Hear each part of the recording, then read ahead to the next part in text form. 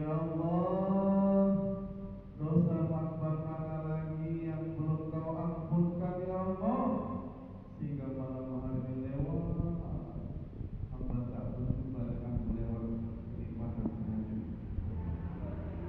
Maka ketika kita tidak mengerjakan sholat, tidak menegakkan sholat, ketahuilah hakikatnya Allah sedang tak mau jumpa sama kita.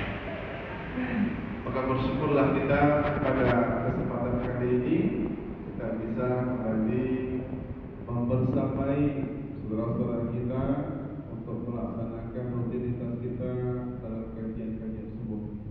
Semoga ini bisa mendatangkan keberkahan buat kampung kita, buat daerah kita, buat negeri kita, insyaallah. Setelah kita bersyukur kepada Allah Subhanahu wa taala yang tadi juga sudah cukup panjang lebar disampaikan oleh imam kita bahwa cara kita bersyukur. Marilah kita salam Allahumma shalli wa sallim wa barik alaihi. Hadirin jemaah rahimakumullah. Pada kesempatan yang berbahagia ini tadi sama kita dengarkan di Muqaddimah ada ayat kedua dalam surat Al-Baqarah, itu ayat 153. Allah Subhanahu wa taala berfirman, ya ayyuhalladzina amanu ista'inu bis-sabri was-salah innallaha ma'as-sabirin. Sebelum ayat ini, sebelumnya ada lagi yang redaksinya hampir sama, di awal ujungnya berbeda. Ya ayyuhalladzina amanu ista'inu bis-sabri was-salah wa innaha lakabiratun illa 'alal khashiyin. Yang pertama sama-sama tuh ngajak kita untuk minta tolong sama Allah dengan sabar dan salat, tapi ujungnya berbeda.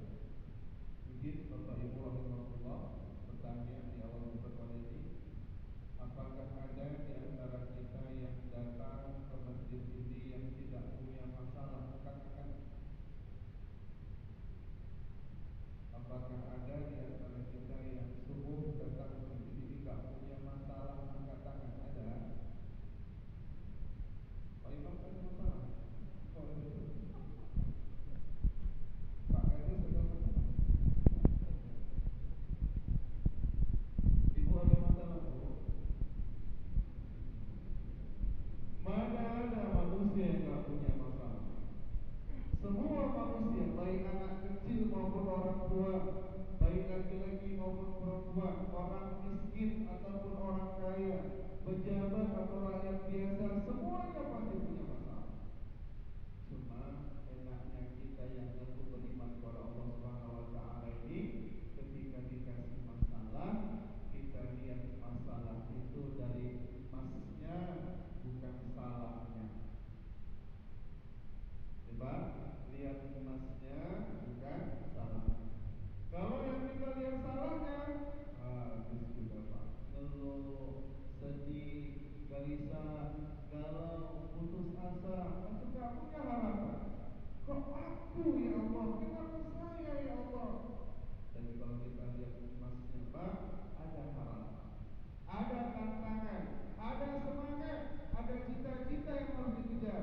Kalau dilihat emasnya, Allah Subhanahu wa taala dalam Al-Qur'an dalam surah Al-Insyirah 2 kali Pak ingatkan kita, inna ma'al usri yusra wa inna ma'al usri yusra. Sesungguhnya kata Allah, bersamaan kesulitan, bersamaan persoalan, bersamaan kesedihan, kegelisahan, kegagalan, kebingungan, kebuntuan, ada kemudahan. Maka yang kita tengok apa? Mudahnya, jangan susahnya, jangan sulitnya. Apa kabar tuh? Alhamdulillah Pak Ustaz, lututnya sudah tak bisa lagi tegak lama-lama. Sedih rasanya untuk jawaban saya. Ya, tapi kalau yang dia lihat itu baiknya, itu akan membuat dia semakin semangat. Alhamdulillah. walaupun nggak bisa berdiri lama, masih bisa sholat dulu, masih bisa sholat berbaring, masih bisa sholat macam-macam. Jadi Allah, ini yang pertama bagi orang beriman, ketika kita dikasih masalah, berbahagia karena kita sedang dapat emas.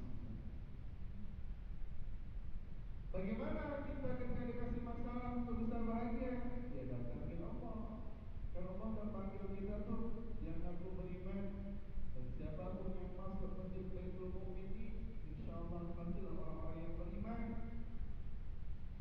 Hai orang-orang yang beriman, yang aku telah beriman, datanglah minta tolong Allah. Jadi tadi sudah diingatkan sama imam kita, rasakanlah benar-benar semua yang ada sama kita ini, baik kesehatan, baik itu kekayaan, dan apa saja kenikmatan itu adalah anugerah dari Allah.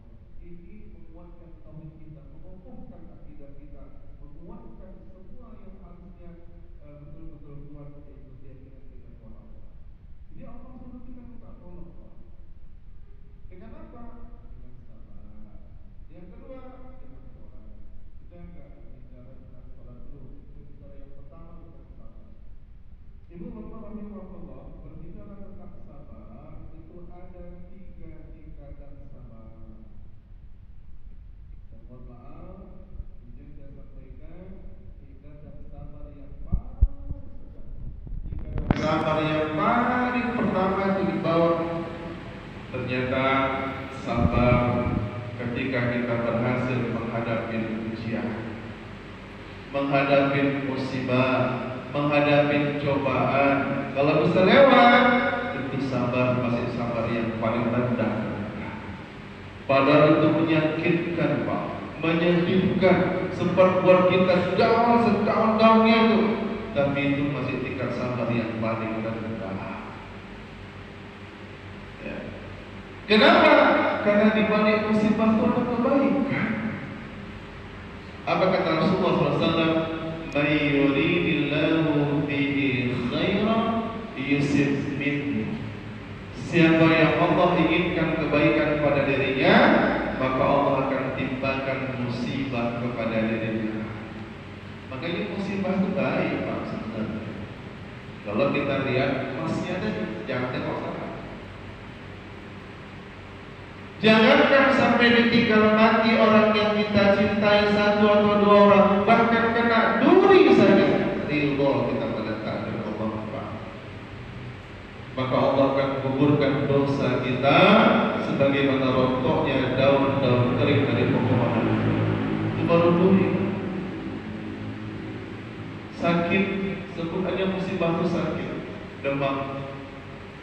Siapa yang pernah demam? Ibu, bapak, ada yang pernah kena demam? Pernah ya? Yang pernah kena demam selamat ya bapak ibu. Dalam Musnad Imam Ahmad bin Hanbal, Rasulullah mengatakan 1 hari demam yang menimpa dirimu, Allah akan gugurkan dosa 1 tahun. 1 hari demam yang menimpa diri kita, Pak, Allah gugurkan dosa kita 1 tahun. Kalau 7 hari kita demam, Pak, 7 tahun bersih, gugur dosa kita, Pak. Sebulan kita demam, inna lillahi wa inna ilaihi raji'un. Ya siapa yang tahu, Pak, sebulan panas tak turun-turun, Pak. Tapi kalau dia meninggal pulang sama Allah dalam keadaan bersih. Itu makanya jangan kita pandang hina orang yang sakit berbulan-bulan, bahkan ada yang sakit setahun 2 tahun gak sembuh-sembuh. Allah sedang menunjukkan cintanya, rahmatnya kepada orang itu untuk terus membersihkan dirinya sebelum dia kembali pada Zat yang Maha Suci, yaitu Allah Subhanahu wa Ta'ala. Maka gak ada yang gak baik yang Allah berikan sama kita. Dan kalau kita dapat musibah, ingatkan, jangan buka peluang pintu syaitan masuk di musibah kita. Dengan apa? Dengan berandai-andai.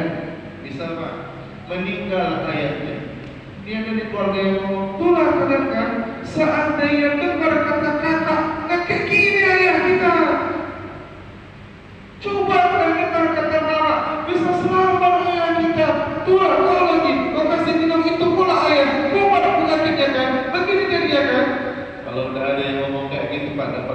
sama setan tepuk tangan, mampus kau.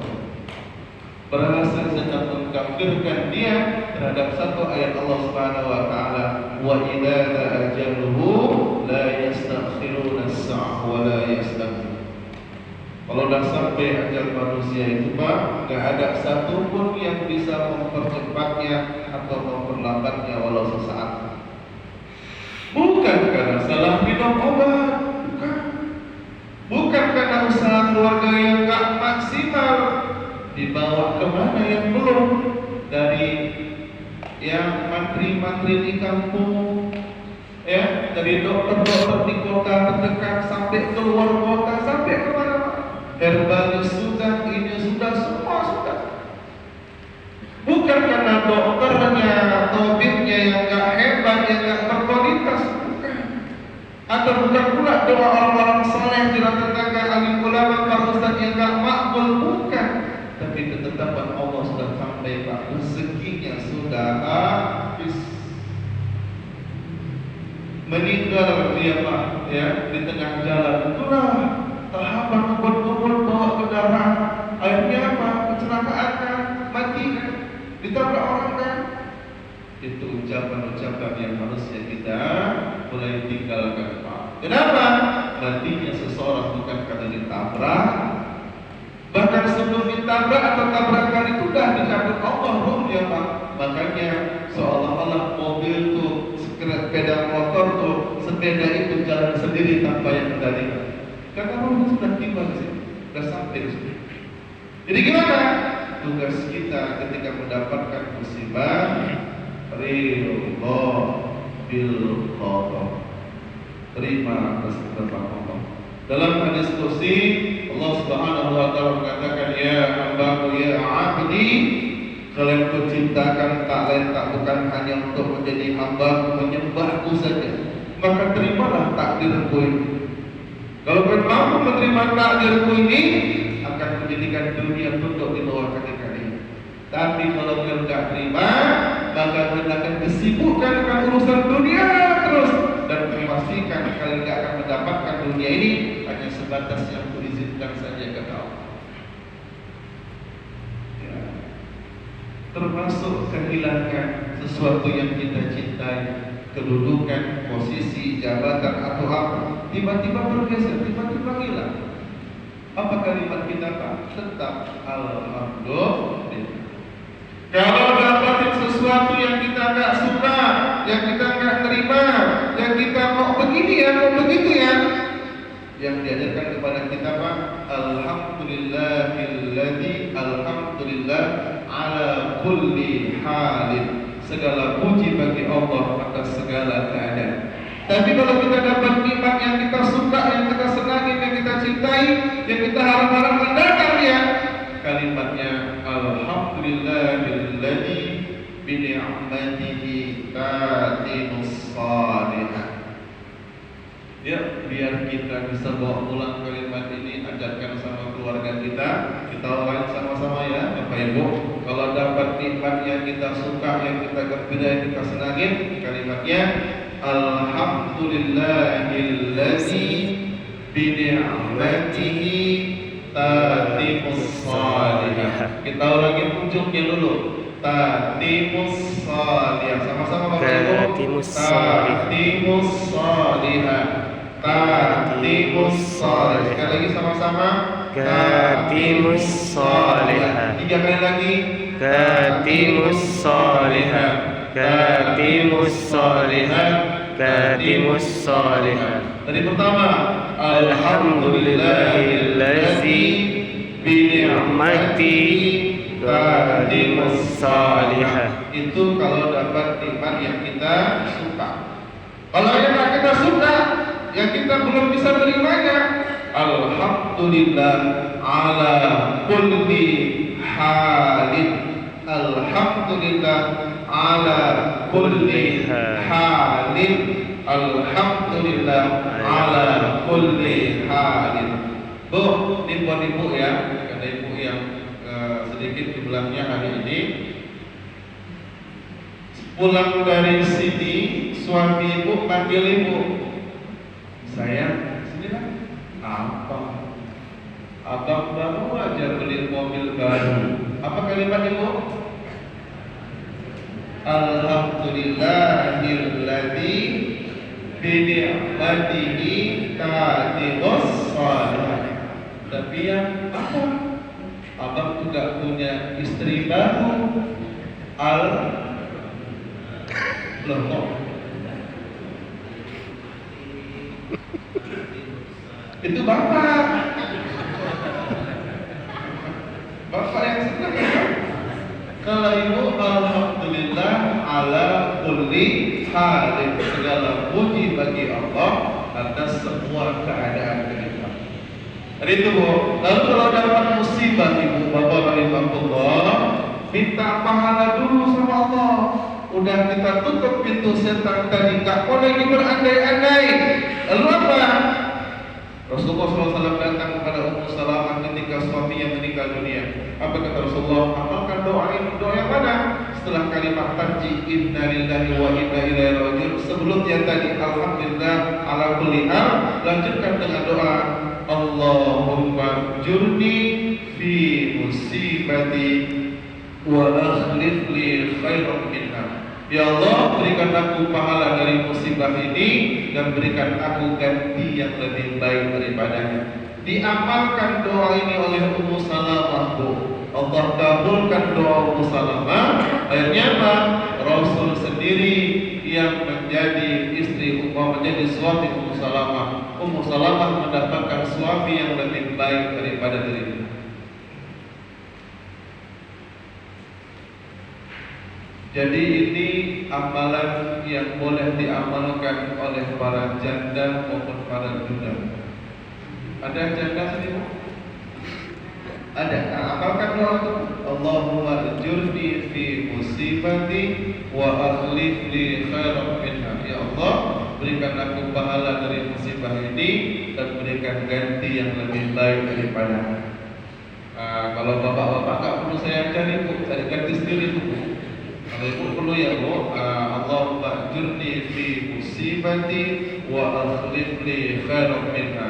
Ya Allah, berikan aku pahala dari musibah ini dan berikan ganti yang lebih baik daripada. Pak Ustaz, apa harus nikah lagi kan? Enggak juga sih. Kondisi yang lebih baik itu bukan mesti nikah lagi. Mungkin setelah meninggal suaminya, dia makin taat kepada Allah. Yang biasanya kemana-mana sulit, mau ngaji keluar aja nggak dapat izin, mau tahajud malam terganggu sama suami. Setelah suami yang meninggal, ibadahnya makin bagus, makin taat, makin dekat, makin rajin silaturahim dan sebagainya. Itu kondisi yang jauh lebih baik dari Allah. Kenapa? Kalau seorang perempuan menikah dengan laki-laki pertama, lalu suaminya yang pertama meninggal dunia, dia menikah lagi dengan suami kedua, lalu dia menikah lagi dengan suami ketiga. Pertanyaannya, dia akan jumpa dengan suami yang mana? Paling taat. Yang mana, Bu? Ini pertanyaan buat kaum ibu aja, buat kaum bapak nggak perlu saya tanya. Kalau bapak menikah 1, menikah 2, menikah 3, menikah 4, jumpa tua yang mana? Semua.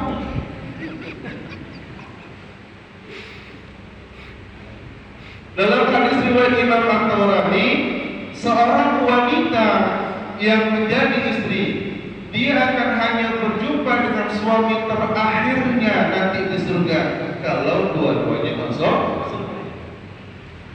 Akan jumpa dengan suami terakhir saja. Jadi kalau ibu ditinggal mati bapak yang pertama, saya paling cinta kali, tahu-tahu nikah lagi, udahlah, masa berharap ibu jumpa lagi sama bapak di surga yang pertama. Akan jumpa dengan yang terakhir saja. Makanya istiqomah lah Bu dalam jaga itu. Sabarlah. Jadi kalau kita Pak yang laki-laki jumpa sama siapa? Jumpa dengan yang sama amalnya. Kalau bapak orang soleh, istri kedua pula yang soleh, istri yang pertama salah, maka jumpa sama istri kedua aja. Jadi nggak semua ya Pak dia, nggak semua yang sama amalnya. Jadi kita jadi imam harus sama amal kita dengan istri kita, harus sama-sama jumpa nanti di sana. Baik itu Bapak Ibu Rasulullah, sabar kita dalam menjalani musibah untuk menguatkan kembali semangat kita ya dalam mendapatkan musibah ini. Apa kata Ali bin Abi Thalib? 3 hari saja beliau gak diuji Allah, gak dikasih musibah, gak dikasih coba sama Allah. Apa kata Ali? Ya Allah, apa kau udah gak sayang sama aku ya Allah? 3 hari hidupku mulus, 3 hari hidupku lancar-lancar aja ya Allah. Apa kau udah gak peduli sama aku? Kecarian Ali bin Abi Thalib kalau gak ada tantangan, gak ada musibah, gak ada kesulitan, malah Ali bingung, ya Allah, kemana kau ya Allah? Umar bin Khattab, apa katanya ya Allah? Apa nggak ada lagi yang lebih hebat daripada ini ujiannya ya Allah? Itu sahabat pula ya Pak, yang kehebatan mereka luar biasa. Kenapa Umar mengatakan begitu? Apa beliau sombong? Bukan. Beliau sudah sampai hakul yakinnya, ilmunya. Apa itu Pak? Tahunya kita ayatnya, hafalnya kita ayatnya, tapi ilmu yakin kita belum sampai ke sana. Apa yang diyakin beliau Pak? La yukallifullahu nafsan illa wus'aha laha ma kasabat. Allah bahkan gak akan membebani kita di luar batas kemampuan kita. Makanya Umar ngomong kayak gitu. Apa ada lagi yang lebih hebat dari ini ya Allah? Coba. Nah, kalau kita Pak dikasih sakit aja ya Allah. Harusnya ketika kita dikasih sakit oleh Allah Subhanahu wa taala, dikasih musibah, kembali cepat kepada Allah, istighfar, taubat. Biar supaya apa? Proses pengukuran dosa yang lebih cepat selesai. Yang harusnya sakitnya 1 pekan 7 hari, bisa cuma 3 hari, bisa 2 hari sembuh, bisa 1 hari sembuh. Ini udah sakit malah ngeluh, malah merepek, malah marah-marah, nyalahkan orang pula.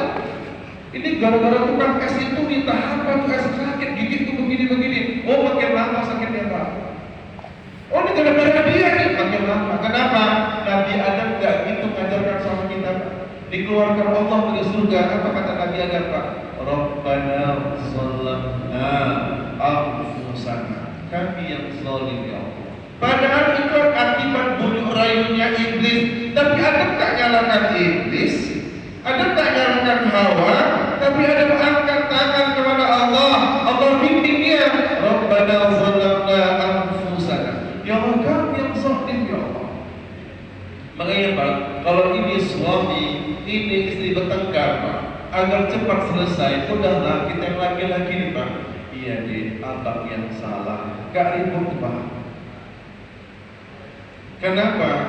Ibu-ibu nih, kalimat yang paling payah keluar dari mulutnya cuma satu Pak, maaf. Pernah ibu minta maaf aja? Enggak. Raya, oh raya. Lebaran. Kalau udah bertengkar kita, itulah sebabnya Pak. Kenapa yang dikurbankan tuh di musim haji itu Pak, lembu betina, kambing. Lembu jantan, kambing jantan yang dikurbankan jarang sekali. Walaupun boleh secara fikih kita berkurban sapi betina, kambing betina boleh Pak, tapi afdolnya tetap jantan yang dikurbankan. Kenapa? Karena perempuan ini Pak, jangankan berkorban, ngalah aja tak mau. Udah tahu dia yang salah, ngalah, minta maaf. Makanya kalau selesai mau cepat selesai masalah dia Pak, udah Pak. Iya, abang yang salah. Abang belum bisa jadi suami yang baik pada adik. Maafin abang ini, selesai Pak.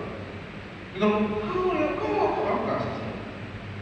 Ya, iya deh, abang yang salah. Abang belum bisa jadi ayah yang baik buat anak-anak kita. Salah abang, tak mau. Itu yang Nabi Adam ajarkan sama kita Pak. Bukan kalau dia bukan lah ya. Kalau dia berjumpa orang itu, nah, aku yang salah. Ya. Lihat Pak, ya, para pemimpin negeri ini udah mulai menunjukkan sikap yang perlu kita teladani Pak. Mereka sudah mulai bisa mendapatkan kelas itu Pak. Ya prakteknya Allah wa'alam, hakikatnya cuma Allah yang tahu. Tapi lihatlah bagaimana pidato pertama Pak Prabowo itu, Pak. Ya, itu kan merangkul semua, mengakui kekalahan. Ya, saya udah kalah berapa kali sama Jokowi katanya, ya. Tapi sekarang saya menang. Lihat Pak Anies Baswedan, kalau aku menang, ini amanah. Kalau aku kalah, Allah menyelamatkan aku. Kan selesai, Pak. Gak ada persoalan. Nah, itu harusnya yang dicontohkan oleh petinggi-petinggi negara ini. Bukan gara-gara kau ya dijebloskan ke penjara, diambil dendam segala macam. Jangan. Rabbana zalamna. Ya Allah, kami yang zalim ya Allah. Makanya jatuh kita berdasar astagfirullah. Lari pagi kita jogging Pak, ke tanah lapang, ke lapangan lebarnya tanah lapang tuh Pak. Kok bisa bola anakku kena kemana? Ya astagfirullah ya Allah, lebar tanah lapang ya Allah. Kok kemarilah bola anak ya Allah. Oh mungkin kurang sujud. Kurang sujud apa? Sampai hitam nih keningmu ya. Ini ahli sujud nih. Ya mungkin keningnya hitam, sering sujud kepalanya, tapi hatinya belum sujud. Assalamualaikum warahmatullah. Assalamualaikum warahmatullah. Langsung dibentaknya anak-anak. Pulang. Kan berarti belum sujud. Kau nyembah siapa? Nyembah Allah atau nyembah ketenangan? Jadi Pak Ustaz apa kita nggak boleh marah? Bukan nggak boleh marah, tapi malu nggak kita? Malu gimana Ustaz? Yang kau marah itu siapa Pak? Itu ahli surga. Anak-anak ini belum balik, belum ada dosanya. Kalau mati nanti semua kita di masjid ini, hancur masjid ini, roboh mati semua, ada orang tua, ada anak-anak. Ya, pertanyaannya siapa yang masuk surga Pak? Si orang tua yang marah-marah dengan banyak, rasanya apal di ibadah sekarang terganggu, atau anak kecil tuh yang masuk surga? Kecil. Anak kecil yang masuk surga, ini ahli surga. Maka kalau bisa, guru kami bilang dulu Pak, cium tangan orang gila, pernah? Enggak guru. Kalau kau nggak pernah cium tangan orang gila, ciumlah tangan anak-anak yang di masjid. Itu ahli surga. Makanya Pak, saya minta doa sekarang, bukan cuma sama orang tua, bukan cuma sama guru-guru, para ulama, bukan. Saya minta doa sama anak-anak Pak. Saya dikasih Allah amanah Pak, sempat nangis juga saya Pak. Saya dulu jadi wakil kepala sekolah, jadi guru Pak, di satu sekolah SMP, murid saya tuh 700-an gitu Pak. Dikasih amanah jadi kepala SD, muridnya dari kelas 1 sampai kelas 6 cuma 28 sampai 30 orang gitu aja. Nangis saya Pak, ya Allah, ini muridnya dalam bosnya segini, apa yang bisa diolah? Tapi saya tengok emasnya, sebelah sekolah dia ada masjid segala macam. Saya kumpulkan, ini sekolah kita ini mau kita majukan atau kita tutup ya Bapak Ibu? Ya teruskan Bapak Ibu. Betul, kalau itu bantu saya ya. Bantu gimana Pak? Nah, pertama, kalau keluar dana bos nanti pastikan tidak ada satu rupiah pun dana bos itu masuk ke kantong saya, bukan hak saya, dan nggak boleh sepak bola. Dia siapa? Semangat Pak. Kedua, kita akan buat program Islam terpadu. Walaupun di sekolah negeri punya pemerintah, kita buat program Islam terpadu. Setiap hari anak-anak sholat duha, di situ saya suruh doa mereka. Anak-anak itu yang berdoa. Allahumma inna duha'uka dan seterusnya. Allahumma inna rizki fis samai fa'anzil. Bulan 3 saya jadi kepala sekolah, bulan 12-nya pulang dari Bogor 2 kali. Sekolah kami jadi sekolah terbaik nasional, bawa trofi terbaik dari Bogor. Siapa yang bisa membuat itu mungkin terjadi? Cuma Allah. Gak mungkin muridnya cuma 32 orang bisa memenangkan kompetisi tingkat jenius di Bogor, semua provinsi kalah sama kami. Dan sekarang yang dulu muridnya cuma satu kelas 1 cuma 2 orang, tahun 2024 ini penerima ajaran baru yang cuma dulu satu kelas cuma 2 orang, sekarang yang kelas 1-nya jadi 2 kelas penuh Pak, 50 orang masuk kelas 1. Kenapa? Doa ahli surga. Baik kalau bapak ibu berangkat kerja, cium tangan anak tuh, Bu. Doakan ayah kan. Agar ayah dapat rezeki yang berkah, begitu ya. Doakan ayah. Maka tadi saya kaitkan ayat pertama, wala tamutunna illa wa antum muslimun. Janganlah kalian berani-berani mati dalam keadaan Islam. Orang Islam apa? Selamat, damai, gak ribut, gak bertengkar. Maka Bu, jangan lepaskan suami ibu keluar dari pintu rumah dalam keadaan bertengkar sama ibu, marah-marah sama ibu. Bahaya. Kalau mereka ingat pertengkaran di rumah tadi, gak fokus bawa mobilnya, gak fokus bawa sepeda motornya, bingung, tabrakan, kecelakaan, mati. Dua-dua neraka. Kenapa? Mati dalam keadaan bertengkar. Kita 3 hari aja lah Pak, jangan lama-lama, jangan lewat 3 hari ini nggak cakapan. Oke lah untuk kasih pelajaran kisah lancarnya cuma 3 hari aja, diam-diamannya. Tapi kalau bisa jangan lewat, jangan lagi lewat sampai 3 hari. Langsung tadi Pak, udah abang yang salah, tak apa-apa, selesai. Kalau nggak punya orang beriman, mau dimarah-marahin toh istri kita juga Pak. Mau dibentak-bentak pun anak kita ya. Udah ambil keberkahan itu, cium tangan adik, doain ayah ya.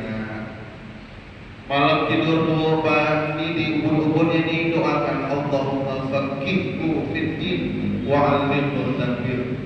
Suami yang banyak kali tingkah ya Bu, malam doakan Bu, di sininya Bu, Allahumma faqihhu fiddin wa 'allimhu tadbir. Bacakan juga inna anzalnahu fi lailatul qadr. Tidak hanya bacakan alam nashrah laka sadra, tapi sebelum ibu bacakan, ibu pastikan bapak udah tidur dulu.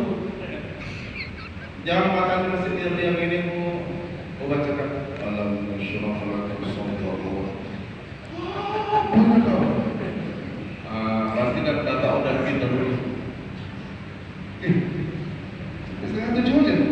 Saya pikir sampai jam 10 Pak. Saya sudah santai. Oh, panjang kali berarti ini tentang yang pertama Pak. Baik Bapak Ibu rahimahullah, yang kedua, tingkatan sabar yang kedua adalah sabar dalam beribadah kepada Allah. Jadi saya terima betul Pak, sebab sembuh di sini Pak. Sabar. Habis salam, ya nggak langsung keluar pergi ke sana ke dapur. Sabar. Minimal istighfar 3 kali. Istighfar yang pertama untuk gerakan sholat kita ini yang masih aduh ya Allah, yang harusnya jari-jari kaki kita sujud menghadap kiblat semuanya, ini kadang-kadang cuma jempolnya jadi kan, itu pun jempolnya tak menghadap kiblat begini juga. Itu yang mau diistighfarkan. Kedua, bacaan kita yang mungkin karena buru-buru fasohahnya lari, terbaca kita alhamdu, harusnya alhamdu. Lain maknanya jauh Pak, yang tadinya alhamdu segala puji bagi Allah berubah menjadi segala kebinasaan bagi Allah. Itu yang kita istighfarkan Pak. Panjang pendeknya buru-buru harusnya la a'budu ma ta'budun. Terbaca kita la a'budu ma ta'budun. Yang lamnya panjang, lam nafi, itu menidakkan aku tidak akan pernah menyembah yang kau sembah. Tapi kita pendekkan la a'budu, berubah menjadi taukid, menguatkan makna sungguh aku menyembah apa yang kau sembah. Apakah kafir? Itu yang mau diistighfarkan yang kedua. Yang ketiga, kenapa kita istighfar 3 kali? Istighfarkanlah qalbu kita, batin kita, perasaan kita, pikiran kita yang udah mulai gak lagi kepada Allah.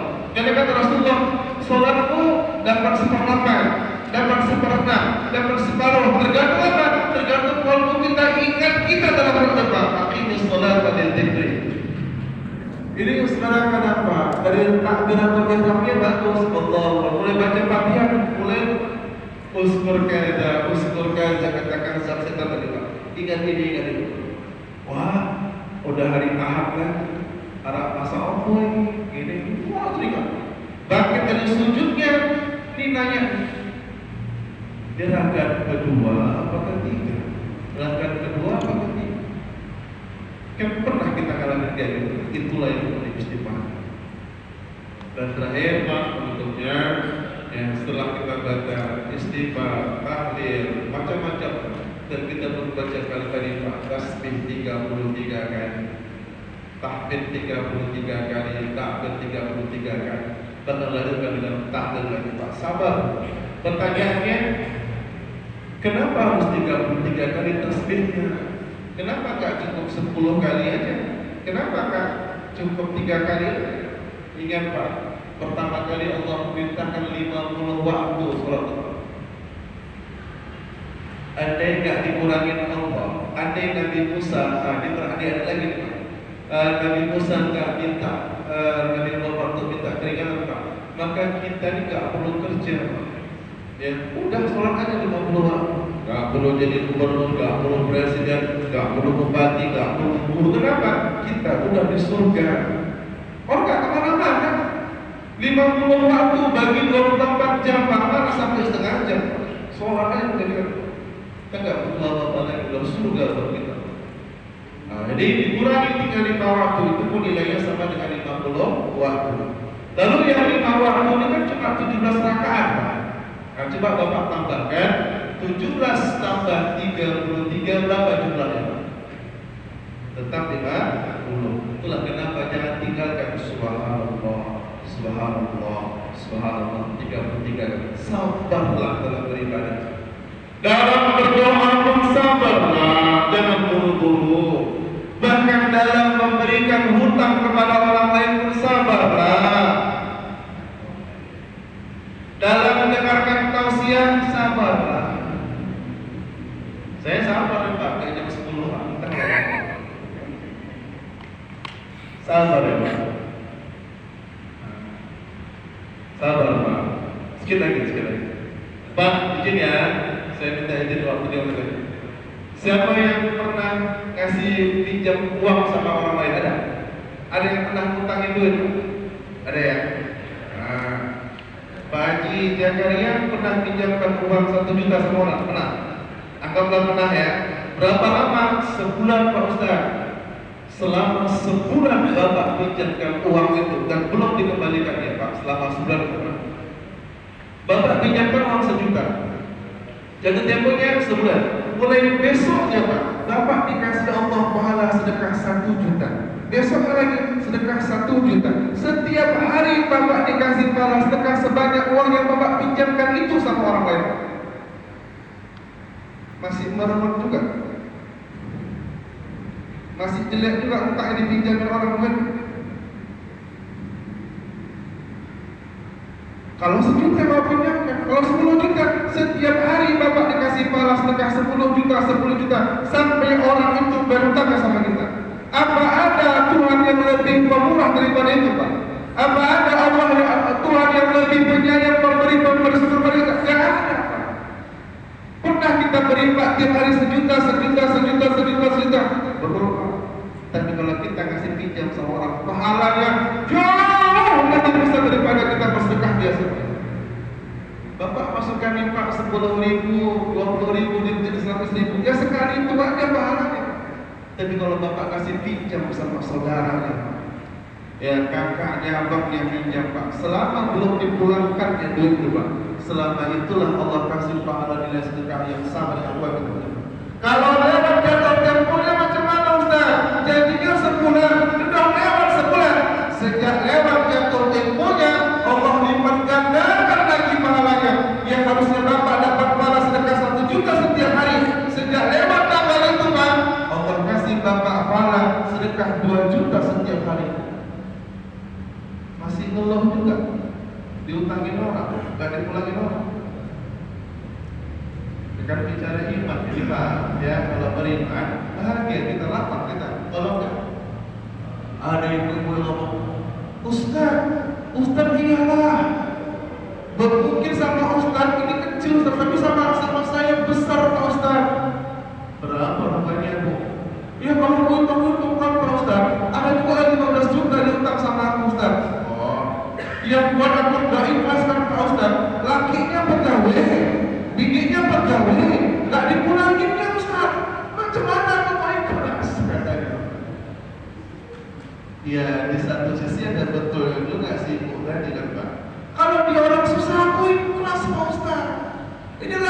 gawe. Di bosnya itu gawe Pak Ustaz. Dia malah ikhlas.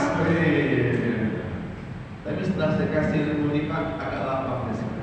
Gitu ya. Berarti setiap hari Allah kasih sedekah pahala 15 juta buat ibu. Kurang apa lagi? Oke lalu dipulangkannya uang ibu 15 juta.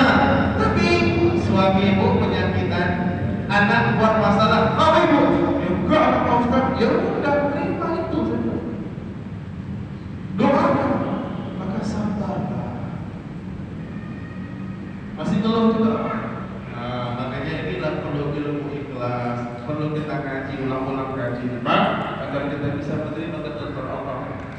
Mungkin Allah mau bersihkan harta kita dari kezaliman yang kita terhadap orang lain. Ditipu orang kita, Pak, misalkan Pak, nggak dibalikkan orang duit kita. Mungkin ada harta kita di masa lalu yang belum bersih. Kajinya ke sana, jangan nyalakan orang lain. Alhamdulillah ya Allah, Kau utus orang ini untuk membersihkan dosaku ya Allah. Begitu harus. Ayat penutupnya, harus Pak ya. Sabar yang paling tinggi puncaknya Pak, sabar untuk tidak berbuat dosa lagi. Sabar untuk tidak berbuat maksiat. Apalagi macam Bang, kita ini yang dikasih amanah sama Allah. Macam saya lah jadi kepala sekolah, dikasih kwitansi kosong Pak. Udah mulai gatal tangan Pak. Bisa juga ya. Ini tantangan.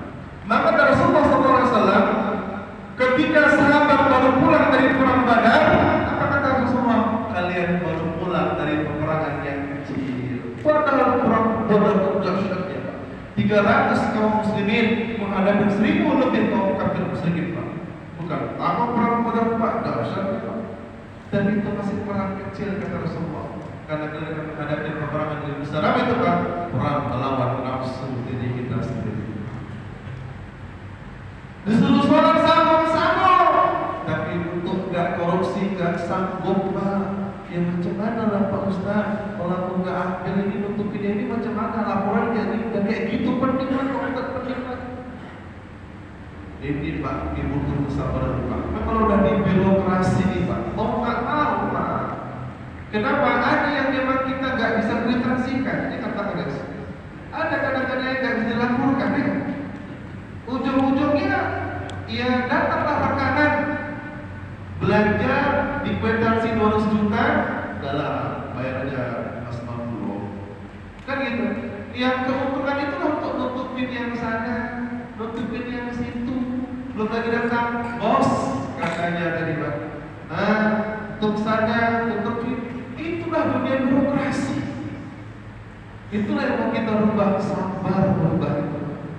Itulah alasan saya kenapa masih mau jadi kepala sekolah. Ya udah, nanti kalau nggak mau, yang katanya kata orang-orang baik, kalau kau pun yang dianggap baik nggak mau jadi kepala, nanti naiklah yang nggak baik itu macam mana? Apakah makin parah negeri ini, makin hancur sekolah itu?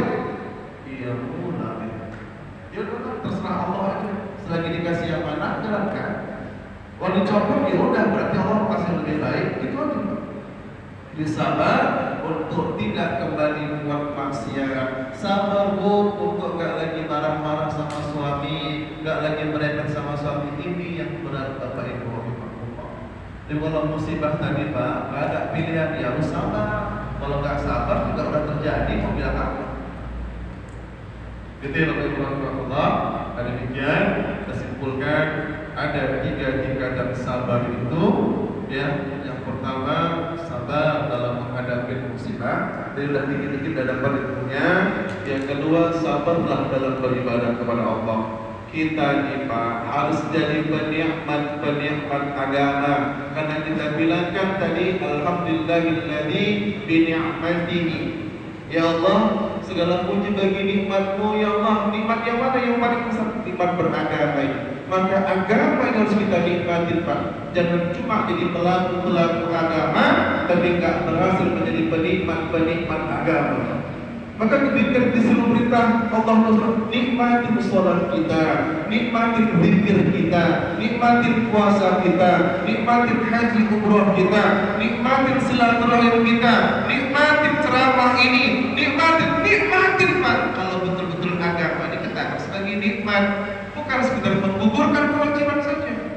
Terus sabar dalam berlaku taat Allah. Izin Pak, mungkin ada yang gelisah. Apa nih Ustaz? Udah lewat waktu syuruh, nggak berhenti ceramahnya. Saya sampaikan ilmunya Pak. Salat syuruh itu dapat pahala besar, betul Pak.